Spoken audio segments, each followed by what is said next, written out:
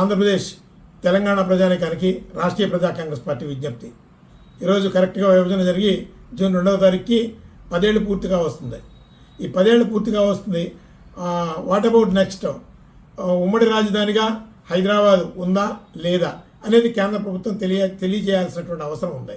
కేంద్ర ప్రభుత్వం ఆంధ్రప్రదేశ్ తెలంగాణ ప్రజలు కొట్టుకు చేస్తారు, రాజకీయ ఒక పొల్యూషన్ అక్కడ ఏర్పడుతుంది, మనం తాయితీగా రాజకీయాలు చేసుకుందామని మోడీ సర్కారు కుట్ర పన్నితే ఖచ్చితంగా ఆంధ్రప్రదేశ్ తెలంగాణ ప్రజలు ఉమ్మడి కార్యాచరణతో తిప్పికొట్టాల్సినటువంటి అవసరం ఉంది.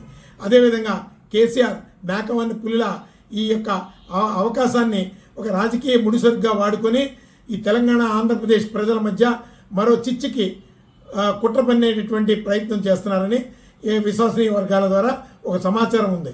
అందుకని తెలంగాణ ప్రజలు ఆంధ్రప్రదేశ్ ప్రజలు చాలా శాంతియుతంగా సౌహృదభావంతో ఆలోచించి ఖచ్చితంగా రెండు రాష్ట్రాలు అభివృద్ధిని ఈ ఇరు రాష్ట్ర ప్రజలు కూడా ఒక శాంతియుత మార్గాన్ని పరిష్కరించుకోవాలి.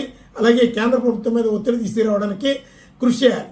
ఈరోజు ఉమ్మడి రాజధానిగా ఉండడం మూలంగా తెలంగాణకి ఆంధ్రప్రదేశ్కి వచ్చినటువంటి నష్టం లేదు. కాకపోతే ఆంధ్రప్రదేశ్ కొత్త రాష్ట్రం, దానికి ఖచ్చితంగా ఒక రాజధాని ఏర్పడాలి.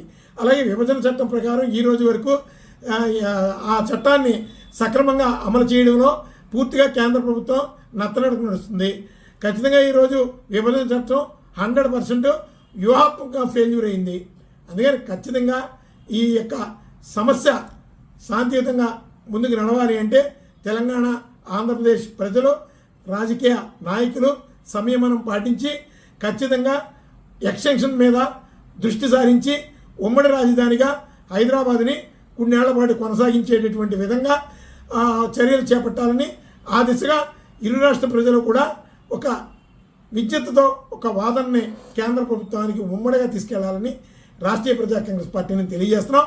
అదేవిధంగా ఇప్పుడు ఆంధ్రప్రదేశ్లో ఏ ప్రభుత్వం వచ్చినా మొట్టమొదట శాసనసభ తీర్మానం హైదరాబాదు ఉమ్మడి రాజధానిని ఆంధ్రప్రదేశ్ రాజధాని పునర్నిర్మాణం జరిగే వరకు ఎక్స్టెన్షన్ కొనసాగించాలని చెప్పి ఆంధ్రప్రదేశ్ కొత్త అసెంబ్లీ తీర్మానం చేసి కేంద్ర ప్రభుత్వానికి పంపించాలని రాష్ట్రీయ ప్రజా కాంగ్రెస్ పార్టీ నుంచి డిమాండ్ చేస్తాం.